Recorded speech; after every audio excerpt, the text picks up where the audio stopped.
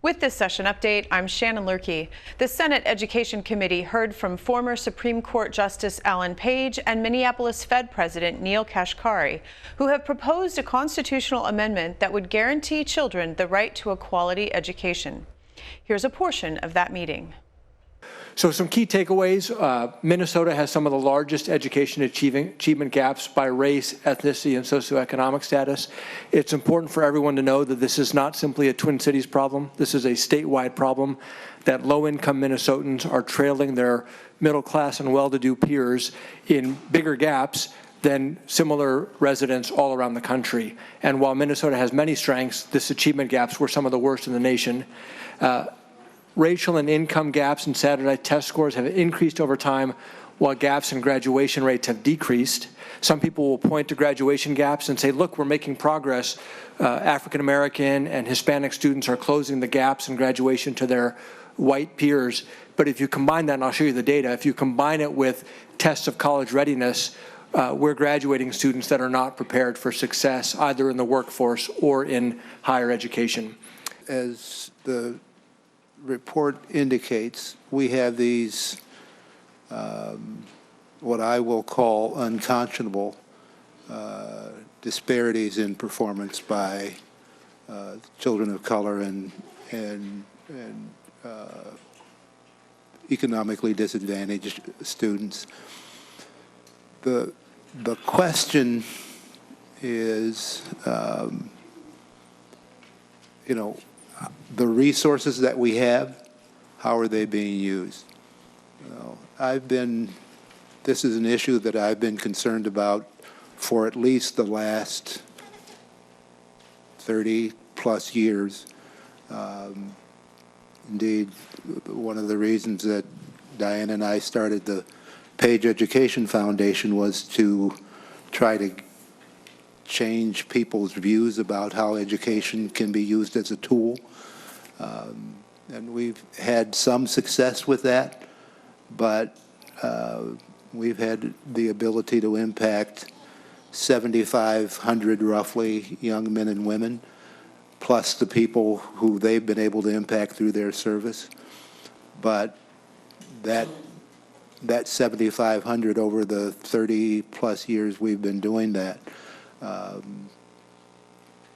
is really just a drop in the bucket to the problem that is confronting us. I was visiting a local elementary school reading, and it was the entire student body. They had them in the gym, on the gym floor. And I would say 90 to 95% of the students were students of color. And if you look at the numbers from those charts and think that the number of children that are being left behind, when you see them face to face, when you can put a face to them and hear their voices, it is truly disturbing. Every one of us have requested to be on this education committee because we are so concerned about our future. We know that our students are our future. Our teachers touch the future. And yet, you have identified something that we have been worried about for quite some time, this very high achievement gap that we have in our state. And as you mentioned, Justice, that is not just lost students, it is parents, it is our communities, it is our employers who are all suffering when our students are not successful in their education. I would frame it as the opportunity gap, and wanted to see if you could also characterize the role of having housing available for students that schools can't really address totally. Or what about inadequate health care if a student has needs, mental health needs? What if a student is hungry? There are so many variables outside of school, and it's a comprehensive strategy. And so I think it's very important that in addressing the statistics that we look at some of the underlying issues that has created this gap in opportunity. We have to figure out how to meet children where they are today in order to educate them today.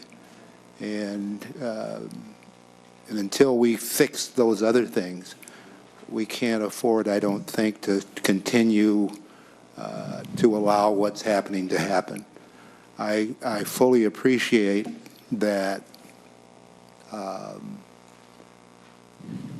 there are significant issues that don't take place within the school that affect children's performance.